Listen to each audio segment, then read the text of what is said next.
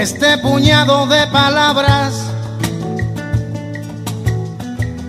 que hoy desperdiga la corriente solo son viejos guijarros en la voz, el más salvaje sedimento para un son diurno. Hablarse del espacio de Reina es como hacer óbice de qué cosa fue poesía en Cuba. No solo porque ella fue la madre de los pollitos, como le decía yo cuando veía aquella cosa que más tarde se llamó la diáspora, de los poetas cubanos que emigraron y los que se quedaron dentro y vivieron un incilio también otro. La azotea surgió en los 90, a finales de los 80 realmente. Yo me sumé a ella en el 93. Fue mi primera incursión en aquel espacio que había sido creado como la única alternativa real que existía para la joven guardia cubana que surgía y que no tenía, porque además cruzaba por el triste periodo especial, no tenía no solo cómo leer, no tenía cómo escribir, era mucho más duro, porque las lecturas se guardan, pero la literatura se hace. Reina fue eso, la persona que le dio abrigo y que se lo sigue dando a pesar de sus carencias actuales y de su precariedad. A todos aquellos que de alguna manera se reunieron, se nuclearon en torno a un proyecto que era la perseverancia primero, era el protestar por aquella miseria circundante y aquella riqueza interior, que era un contraste ambiguo y muy prolífico. De ahí surgieron las voces que no voy a nombrar ninguna. Los vi ahí cuando eran jovencitos, no tenían siquiera un libro publicado y llegaban jóvenes y mujeres, pero bueno, fundamentalmente los hombres, que fueron en aquella época, los recuerdo, los que en torno a la mamá gallina se acercaron para hacer ese espacio de azoteas que luego trascendió en el 2000 a la Torre de Letras, pero inicialmente fue ese esencialmente el lugar. Azotea fue como lo que vino después de Paideia, fue una cosa estructurada fríamente, fue un espacio de coincidencia de gente que se quedaron sin espacio, de gente que ya no confiaban más en los espacios institucionales, eso es muy importante. De algún modo, cuando Paideia se radicalizó y empezó a pensar en términos políticos, de algún modo, las instituciones no tuvieron cómo seguirlo acogiendo. Y entonces la azotea es de algún modo una reacción natural, un espacio natural que surge para darle cobijo a esas inquietudes que no tenían un lugar donde estar. Yo recuerdo mucho una charla que dio FIFA Roja sobre José Antonio Saco, de mucho impacto, fueron bastante gente de la Facultad de Filosofía, muy polémica, muy interesante. Recuerdo con mucha claridad que pasó un austriaco, Iden, un austriaco que hacía performance con la poesía. Él escenificaba los poemas con gestualidad y aquella noche fue muy interesante para nosotros, fue una visión nueva de qué podía ser la poesía. Fuéramos otras personas si no hubiera existido la azotea. Antes de la azotea, que casi nunca se habla de eso, existió el proyecto Paideia. Paideia fue un proyecto donde todo el grupo interdisciplinario, porque había gente de muchas manifestaciones distintas, nos reuníamos, a veces era en el Caimán Barbudo, a veces nos reuníamos en el Parque Armendáriz, y nuestra idea como grupo, que no fue un grupo político, pero era un grupo artístico y literario, era lograr la voz del intelectual orgánico. Paideia, bueno, luchó mucho por ese espacio. Era un momento en que nadie pudo concebir ni comprender que los artistas querían dirigir los lugares desde la voz de ellos y no desde la voz de los funcionarios de la cultura, ¿no? Entonces fue mutilado completamente. La mayor parte de lo que fue Paideia, muchos se fueron, se desintegró.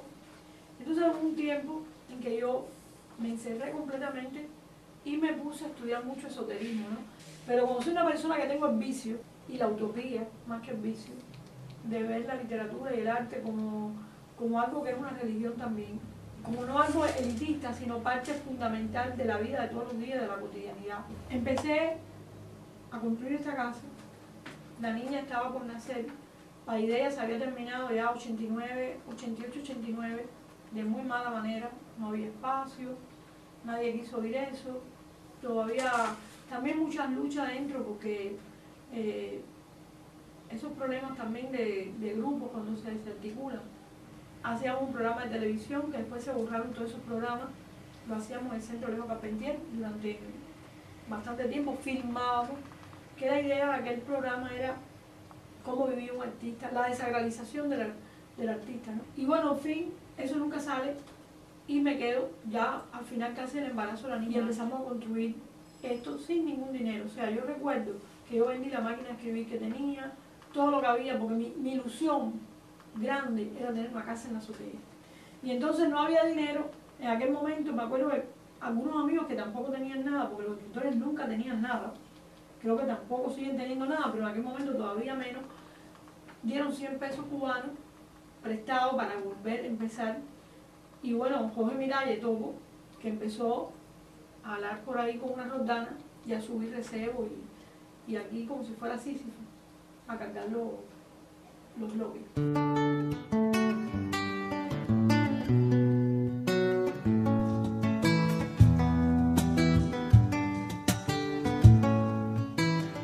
Si no me falla la memoria, en el invierno de 1990, Amelio Calderón es quien me lleva por primera vez a Casa de Reina. Azotea, eso que fue el proyecto entre real e imaginario de una casa de poesía, o sea, de que los poetas tuviésemos una casa de poesía, es un proyecto, una idea que sin Reina no existiría.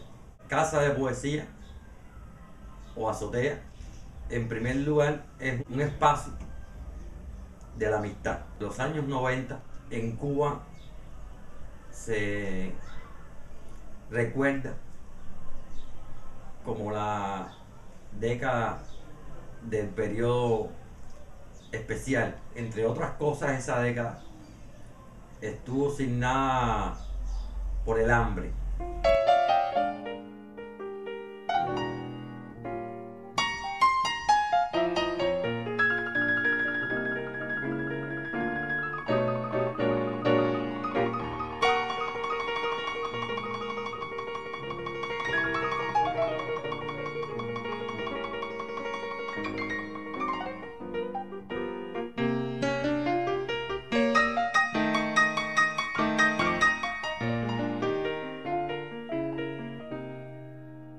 Todo lo que está aquí en el techo es material reciclado. Esto fue de unos carnavales que Topo fue con mi hijo, los trajeron de los carnavales, después al tiempo venía la policía, ponían multas, yo enseñaba una foto, o sea, siempre, yo tenía una hermana Jimagua, me acuerdo que el cuento era que éramos dos, y había una que siempre estaba en el partido, que estaba en todo, y estaba viajando, y siempre sacaba a esa hermana Jimagua, pero bueno, de esa manera venían muchos inspectores, ponían multas.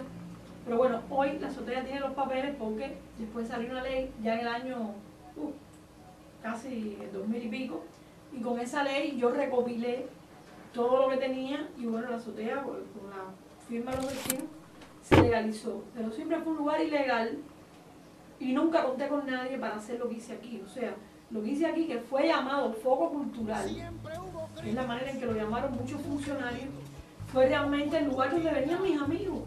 Lo mismo llegara Delfín Prada de Oriente con una maleta, porque iba un viaje que nunca fue, venía, quedaba aquí, daba un recital.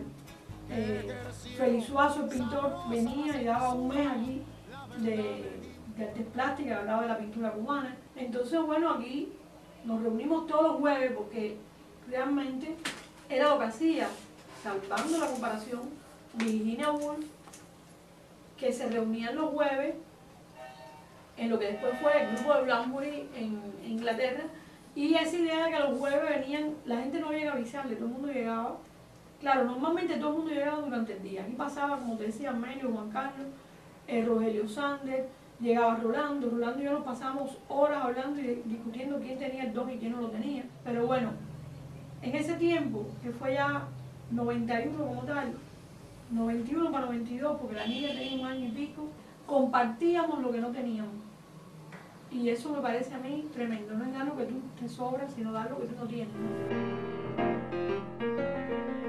Con el Jorge Cardoso, en un cuento que a mí me gusta mucho, habla de las dos hambres que tiene el ser humano. El hambre física y el hambre, vamos a llamarla espiritual. En la azotea, en todo ese periodo, íbamos con esas dos hambres. Recuerdo escenas donde estábamos algunos amigos reunidos en torno a un boniato asado. Hablábamos y hablábamos y hablábamos y hablábamos y hablábamos y hablábamos sin parar sobre la literatura. En ocasiones eran los libros que habíamos escrito nosotros.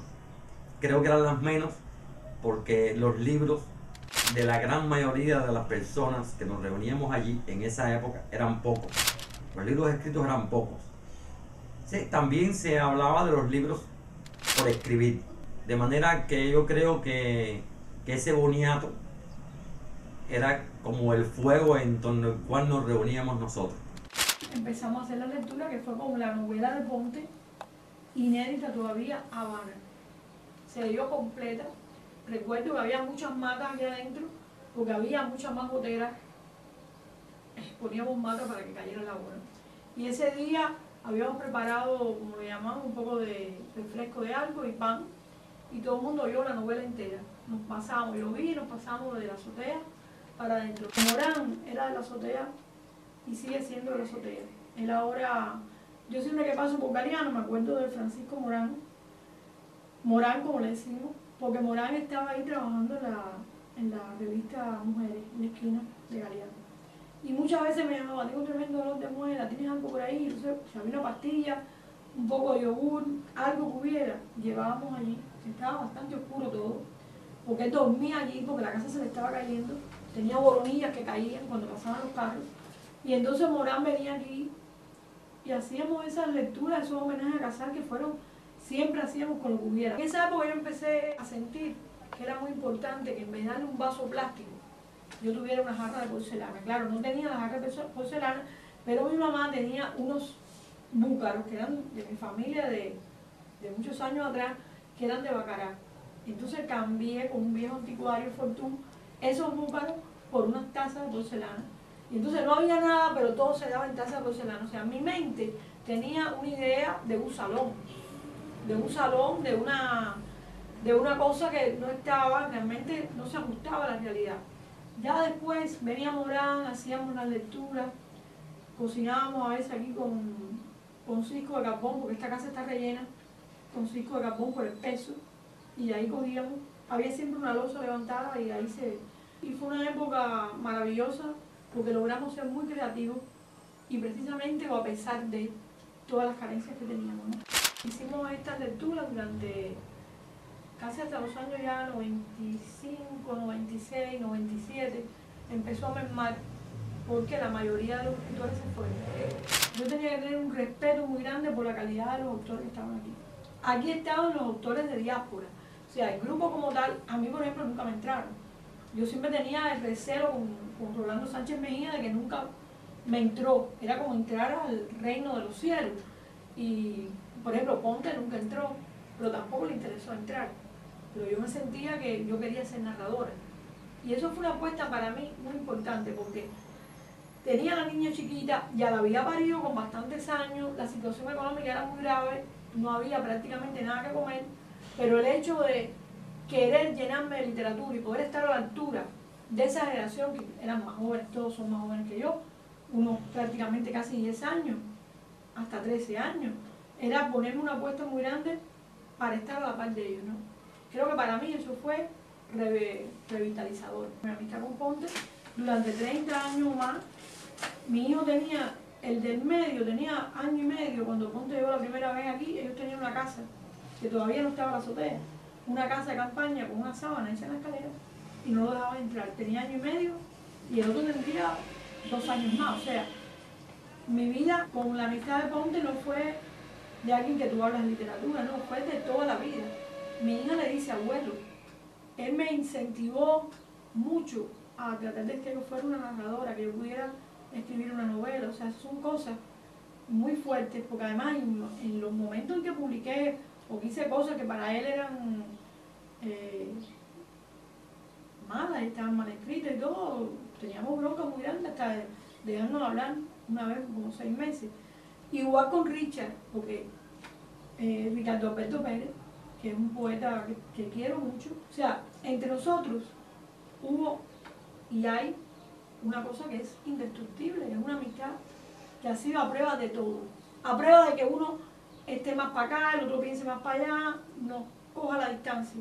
Yo cogí una hepatitis muy grande estando en la azotea y la persona que tenía, que traía un día algo para poder comer nosotros, porque también lo cogió Eker, la cogió Topo, todos estábamos con hepatitis y era Richard, venía con un pollo y Ponte nunca se quitó de mi cabecera.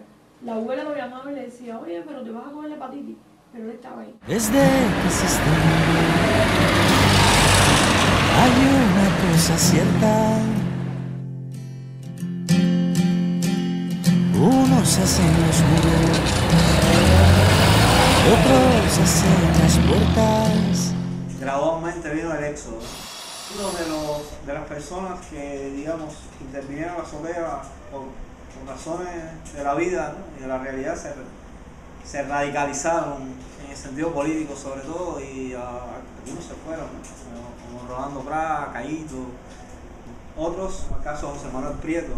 Y entonces los que estábamos aquí también por razones, digamos, de que nos fuimos radicalizando, salimos algunos definitivamente, como es el caso, bueno, definitivo no hay nada, pero hasta ahora no han regresado, como es el caso de Rolando, Rogelio Sanders.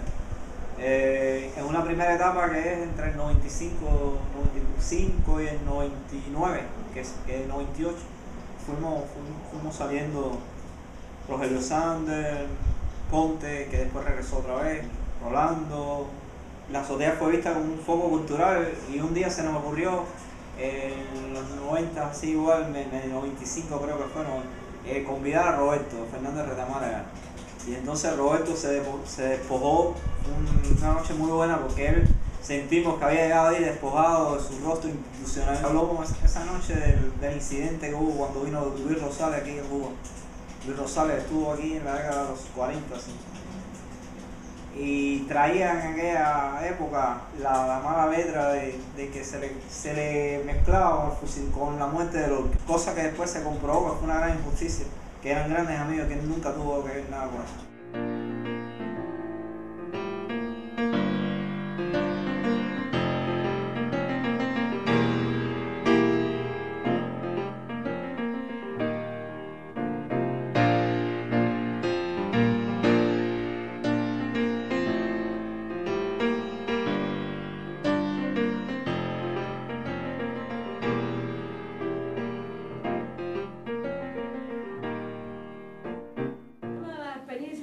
Fue cuando aquí vino Henri de Luis, en el año 93 o 93. Él vino porque me venía a traducir para invitarme en el 95 a la Bienal de París, de Valdemar. Yo no pensé llegar allá, no estaba tan delgada. Teníamos una situación, yo siempre decía, no, yo no voy a llegar a la Bienal, pero bueno, en este momento vamos a comer. Porque él venía con el desayuno del hotel. Primero, el día que llegó Henri de Luis, trajo unas maletas llenas de patos, queso. Y aquí estábamos todos ahí, que eran las 2 de la mañana, esperando como el oso de los muñequitos, el olor de la maleta, que Henri de Luis llegara. Y después venía a traducir y traía la comidita del hotel, y había siempre varias personas, medios por supuesto, todo alrededor. Recuerdo, uno de los recuerdos que fue bueno, pero también fue terrible, fue cuando Pablo Milanés, que quería hacer este proyecto dentro de la fundación que él tuvo. Yo me empecé a reunir con el abogado de Pablo, Ponte también se reunió, íbamos a hacer, o sea, tuvimos muchas propuestas. Una primero fue hacerlo en combinación con el Ministerio de Cultura, pero bueno, aquello nunca hubo, si no atendieron para ella, que no se podía nombrar. Me acuerdo yo en aquel momento un día, hablé con Armando Vázquez, que en aquel tiempo era ministro, y le dije, miren los pintores aquí no está quedando nada, y me dijo, ¿qué pintores se han ido? Digo, no, esto está... Si no sabe que los pintores se han ido, bueno, pero los escritores que se quedaron aquí, que todos estaban pensando nada más en la obra, una característica literaria que no me puedo olvidar de esto, que para mí es muy importante, no le da un valor literario pero sí es una característica. Todo lo que comimos, que fue una falta de pensamiento muy grande, por una sobresaturación ideológica aplastante, todo eso que la gente comió se convirtió en texto, se recicló. O sea, nosotros fuimos unos grandes recicladores. Y estuvo Leonidas Lamborghini, argentino, que dio un recital maravilloso, Daniel Samuel Lois, muchas veces leyó, vino aquí, después estuvo hasta posteriormente, casi un mes, venía todos los días. Aquí leyó mucha gente, que yo ahora te puedo decir que la lista tengo que tratar de recordar todo lo que pasó por aquí, ¿no? Ángel Escobar leyó aquí, una lectura magnífica que nunca voy a olvidar. Nunca hice lista, nunca recogí nada de eso, sé que la memoria es traicionera, pero cuando lo recuerdo, cuando tengo ese momento como ahora que has querido grabar esto, siempre estoy en un momento donde todo fue pleno, donde todo lo que yo quería estaba. O sea, estaba la literatura en un lugar vivo, estaban los amigos, hubo una, diríamos, una afluencia de todo, ¿no? O sea, de pensamiento, de lectura, algo muy cosmopolita, que yo creo que fue y es todavía, independientemente de que nunca se hable de eso, muy importante en la literatura cubana, independientemente del lugar que vaya a ocupar cada uno con la obra que haya hecho después. O sea, había una motivación para venir, sabías que lo que ibas a oír ahí casi siempre era bueno. Cuando no era bueno era como porque después yo estaba frente al pelotón de fusilamiento porque no me lo perdonaban si lo que había ahí no era bueno. Y entonces combinamos eso con la vida, ¿no? Con el hijo de Rolando que estuvo muy grave, Rolandito, con el bautizo del hijo de Víctor Rufoble, con todo, era junto. Y yo creo que eso fue lo más importante que tuvo la azotea. O sea, no éramos para todo. Incluso podíamos discutir, fajarnos, tener opiniones diversas, porque fue muy heterogéneo en cuanto a criterio, a todo. No fue una cosa para nada, no fue un grupo literario, fueron muchos y diversas tendencias literarias metidas en este espacio. Que no fue nada institucional, nunca en la vida. Aquí hubo nadie que me preguntara qué va a pasar en la azotea. Sé que había mucha gente mirando, tiene que haber habido, incluso teníamos la sospecha de una persona que era muy buena, porque él venía, quería ayudar a poner las tejas, siempre estaba aquí. Y un día le digo, mira, lo que mejor me pasa contigo, no voy a decir el nombre, porque bueno, no sé ni dónde está en este momento, es que tú eres una buena persona. Así que si tú nos atiendes con corazón, ¿no? Nos atiendes, me refería yo a alguien que estaba metido, porque evidentemente tenía que haber alguien metido, pero bueno, a mí lo que me importaba que esta persona, que no era buen poeta, incluso yo recuerdo que una vez yo presenté un libro de él, pero bueno, que siempre estaba aquí, yo creo que a lo mejor se ofendió, ¿no? Pero hicimos lo que queríamos. Y creo que la cantidad de sobresaturación del lenguaje fue muy fuerte y se convirtió para nosotros en la religión.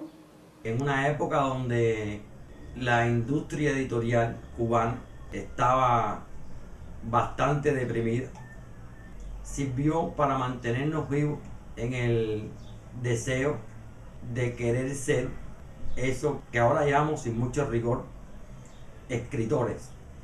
Estamos en el 2011. La gran mayoría de quienes acudíamos allí todavía seguimos intentando escribir, seguimos intentando leer. Esas dobles acciones que tienen que ver una con la otra. Ahora la gran mayoría está viviendo en otros países, en España algunos, en Estados Unidos otros, y quedamos algunos sobrevivientes, nosotros los sobrevivientes, como diría Alea, quedamos aquí en Cuba. Pese a esa distancia geográfica que nos separa, creo que seguimos persistiendo en el mismo afán, con un boniato delante como alimento físico, o con una paella madrileña, o con una hamburguesa americana. Queremos seguir escribiendo. Eran reuniones bastante horizontales, no recuerdo jerarquías entre uno y otro hambriento. De esta manera es que recuerdo esos encuentros. Lezama escribió un verso que a mí me gusta mucho. Y el verso dice que la memoria prepara su sorpresa. Y yo creo que leyendo lo que otros que estuvieron en ese tiempo, en ese lugar, escriben, y a veces también leyendo lo que escribo, creo que nuestra memoria colectiva y mi memoria personal dentro de esa memoria colectiva saca sus pequeñas sorpresas. En la casa de Ánima me encontré y amisté con la persona que hoy puedo decir que es entre los escritores cubanos la principal persona, que ha sido no solamente amiga de mi persona, sino amiga de lo que he escrito y de lo que escribo.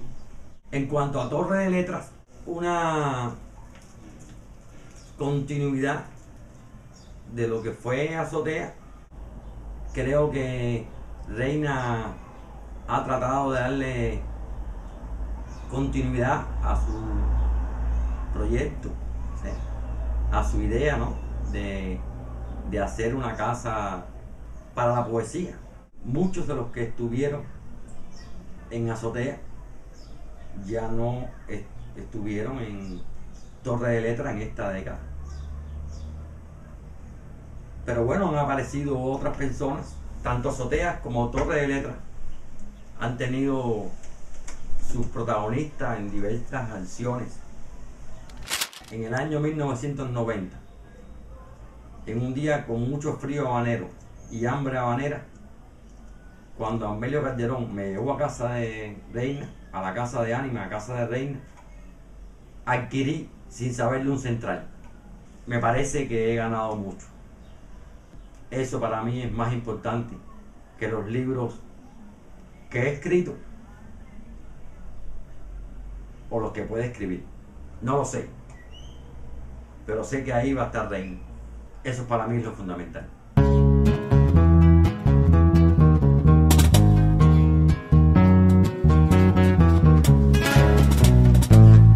O sea que cuando la Azotea, que tuvo todos los jueves lecturas, lo mismo de poesía que de cuentos, que pasó por aquí, yo creo, como decía mi mamá, todo lo que vi más brilla y vale, que pasó por aquí, terminaba a las 2, 3 de la mañana. A esa hora yo recogía las tazas, tenía que levantarme muy temprano porque ya después la niña empezó la escuela, ¿no? Y todo. Hasta que tuve 44 años. Recuerdo que ese día yo dije, no puedo más. Se ha ido casi todo el mundo y quedábamos nada más que con los que quedábamos, pero la azotea, aquello grande, donde venían 60, 80 personas, no puedo más, estoy agotado. Me acuerdo que fue el día que yo cumplí 44 años. Y entonces decidimos hacerlo pero más pequeño todo porque ya casi no había gente. Y por otra parte yo no podía sustituir la gente porque las personas no se pueden sustituir. Y entonces no quería, lo único que hacía era poner el cuadrito de alguien en la pared, ¿no? Reina como se había quedado un poco sola, lo cual es uno de una de sus letras, ¿no? Lo persigue que siempre sea abandonada, pero también de algún modo tiene la suerte de que la gente retorna de alguna manera siempre. Entonces yo regresé en el 2001, cuando regresé ya el espacio se había trasladado para acá, ya es otra historia. Ha funcionado como un espacio alternativo que esté dentro de una institución para dinamitar prejuicios y creo que ha sido un espacio donde la gente siempre ha dicho lo que ha pensado, que con lo que yo estoy haciendo ahora no se limita a mí, sino que inclusive en el espacio de la torre la gente se ha seguido de alguna manera comportando como si estuviera en la azotea, y creo que eso es lo importante. Que el hecho de haber entrado en la estructura institucional no significa que se haya cambiado el discurso. Yo no quería sustituir la azotea hice el proyecto de la Torre de Letras porque llegaban unos poetas de Búfalo. A mí me había invitado Charles Berti a SUNY, la Universidad de SUNY en Búfalo. Yo fui, estuve conversando con Charles Berti, él quería venir a Cuba, querían venir 18 poetas de ahí sale Chris Distrack, que es una traductora. Y entonces, bueno, te decía que vinieron los poetas de Búfalo. A mí se me ocurre, bueno, no tengo dónde meterlo, voy al instituto y ahí había una persona, en aquel momento era subdirector, que cuando yo era muy joven había estado enamorado de mí. Y yo apelé a él, le dije, mira, viene esta gente, no tengo dónde meterlo. Me dijo, mira, allá arriba hay un desván. Si ustedes lo pintan, lo arreglan, cogen una lámpara y lo arreglan. Y en ese momento existía el Centro de Desarrollo para la Cultura. Y ellos dijeron, bueno, yo me imagino que con la idea de que aquel lugar fuera un lugar donde drenaran a aquellas personas raras que quedaban aquí todavía, que no eran de otro tipo de literatura que ellos querían apoyar, y que de pronto estuvieran ahí en ese contexto de que la Torre de Letras siempre traté de que fuera a muy bajo perfil. O sea, teníamos lo mínimo, hemos tenido lo mínimo. No sé, si se rompió la impresora, no había otra. Pero la idea era no pedir nada, y esa ha sido mi máxima con eso. Ni aquí, ni allá, ni acullá. O sea, hacer una cosa donde fuera un taller. Ha durado cada jueves a las 11 de la mañana, porque es la hora más antiburocrática para mí, porque todos los burócratas están en las oficinas. Y ha mantenido eso sin propaganda. Y los libros, que empezamos con la idea de hacer azoteas, revistas y los libros, ¿no? La primera vez que viene a mí, Francisco Díaz Solá me dice, tengo un libro que hace 8 años no me lo entregué. Yo le digo, Francisco, ese es el primer libro que vamos a publicar. Yanda, un poeta alemán, austriaco. Ferin Marioker, Olga Sánchez lo tradujo, nunca se había traducido al español. La idea era que no fueran traductores incluso a términos, como el caso de Francisco, germanista, sino que fueran escritores que traducen, aquellos autores que para ellos son importantes.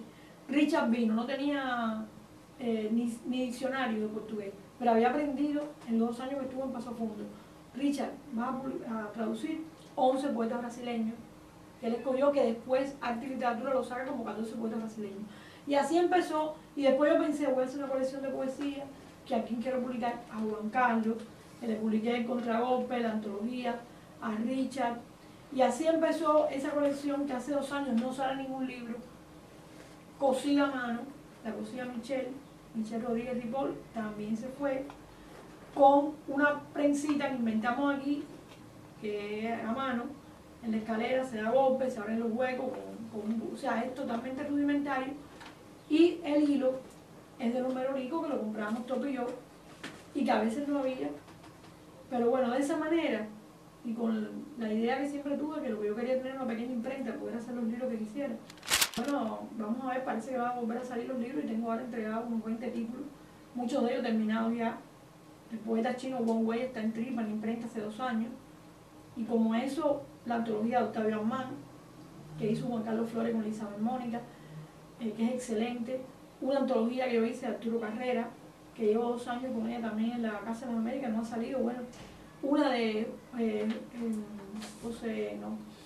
Jorge Santiago Perenne, un poeta argentino, excelente también, que vino a la Torre y dio como 4 charlas sobre el tema de la traducción.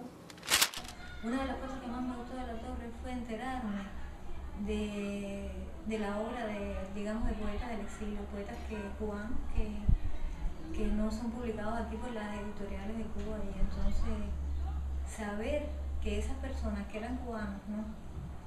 Estaban trabajando, estaban creando en cualquier otro lugar del mundo, y yo quería tener acceso a la obra, ¿no? Y de pronto la Torre me daba esa posibilidad. Yo nunca había tenido un libro de William Blake, ¿entiendes? Entonces, una edición bilingüe.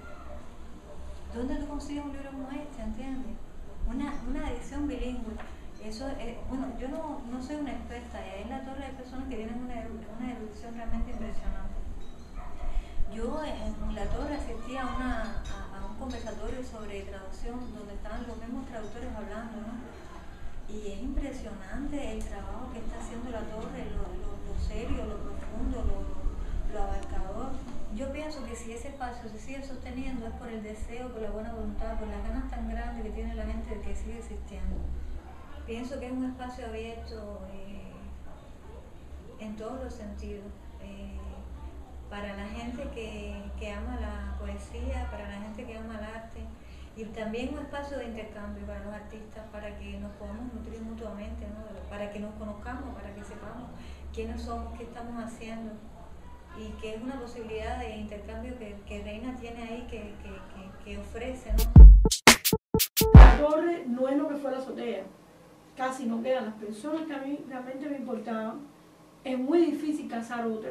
En ese tiempo casé a los muchachos de Oriente, que son muy buenos poetas, los que hacen la Noria, José Ramón Sánchez y Oscar Cruz. Pero creo que Torre de Letras para mí no es fácil, ya lleva 10 años, porque no es con las personas, todas las personas que hubiera querido, todas las que no están. Y me cuesta mucho trabajo incubar otros proyectos, porque ya estoy más cansada y porque además han variado los niveles de la calidad. Ya esas personas que a los 24 años hacían un ensayo sobre Marcel Proust, yo quiero casar a esas personas. En un momento fui a la universidad, ahí vinieron otros, vino aquel tiempo Pablo de Cuba, Duanel, Javier Marimón, también se fueron. O sea, no puedes pasarte la vida tratando de sustituir, porque hay cosas que no se pueden sustituir. O sea, que ha sido una labor realmente de desgaste, ¿no? De desgaste. Podía haber sido otra cosa, pero bueno, eso es lo que hay, ¿no? Ahora que el lugar chiquitico, no cabemos, bueno, la máxima es hacer a muy bajo perfil, con lo que tú puedes, con lo que tú tienes, y tratar de incentivar qué queda, qué hay entre esas otras personas, pensando en esa cadena, porque no hay ninguna cultura, no hay ninguna literatura como Robinson Crusoe en una isla solo. Yo creo que se hace de esa cadena. El espacio de Torre representa un espacio de confluencia donde tiene la oportunidad de disentir, de discutir su opinión, aunque sea completamente adversa. Me ha dado la oportunidad de compartir con personas como Richard, como Pedro Marqués, otras personas con las cuales me he sentido muy a gusto trabajando, sobre todo con Reina, que a mí me ha ayudado mucho como persona, me ha servido aliciente, como que un hombro que te apoya. Te quiero decir, cuando nosotros llegamos allí con nuestro ruido, con nuestras maneras, con nuestras poéticas, nuestros trajes, nuestras cosas así, era muy raro, pero sin embargo Reina tuvo una alta asimilación. Asimiló muy rápido todo aquel contenido, todo aquel ruido en Torre de Letras y lo asumió. De hecho, a partir de ese contacto nosotros empezamos un diálogo con una parte más vasta de la cultura cubana, ¿no? Porque en ese espacio se reunían, diríamos, toda la generación de los 80, la generación de los 90 y otros críticos importantes que dejaban su estela de información, de registro en ese espacio. A nosotros contactar con ese espacio inmediatamente accedimos a los archivos de la nación, es decir, de la nación desde el punto de vista de la poesía, porque allí era un espacio donde se concentraba altamente la cultura poética. La poesía necesita determinada libertad y necesita beber en muchas fuentes. El espacio es plural.